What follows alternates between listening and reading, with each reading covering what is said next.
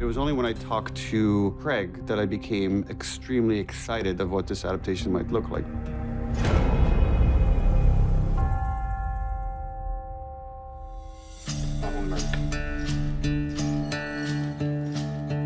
We asked Nico Parker to play an incredibly challenging part.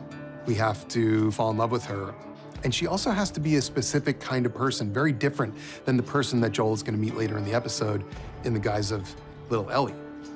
It was important for us to present the audience with a Sarah that we felt we could follow for the rest of the series. She's almost the protagonist until disaster strikes. Something that Nico Parker and Pedro Pascal pulled off gorgeously. Nico Parker, my original daughter, my Sarah, she is the person that I live for. Without her, I don't have purpose. He's the best. I could not ask for a better on-screen dad.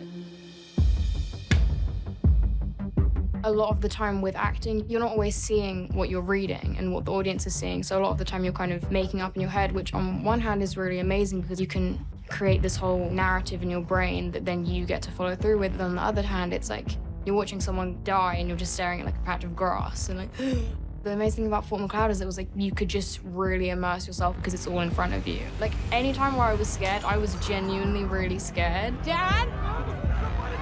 Oh, shit! And I just remember being like, oh my God. We are not sick! So this is how it begins. It begins with tragedy. Which is ultimately the event that shapes the character for the rest of the show, for the rest of his life. It is the point of identity for Joel. That kind of love, that unconditional love, is beautiful and can be very scary at the same time. We didn't do a lot of rehearsing because I think we both kind of wanted to savor all of the passion and everything. The feeling I had after the first take of adrenaline. The emotion there is heartbreaking, and it's ugly. The way she dies is not pretty. It's not meant to be pretty. Her death is the fulcrum point for everything.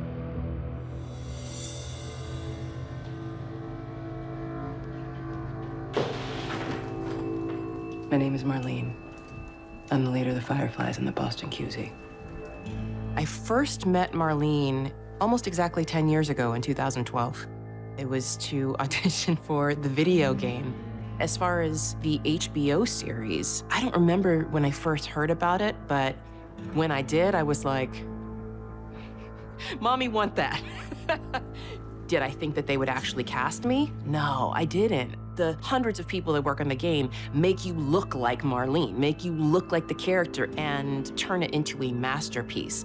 It's another thing to step in front of the camera and embody her with my own instrument. And I had a couple of things on my side, which was I grew into her, I aged into her a little bit, and I guess my deep passion and love for her. As a writer, you're trying to construct a scenario where like a person is trying to avoid a fate worse than death. For Joel, it'd be losing a daughter again, and he probably would not survive that. So then how do we put him in a situation where now he has to be with this girl and he immediately tries to reject it? You're gonna do it. The hell we are. We don't have time for this.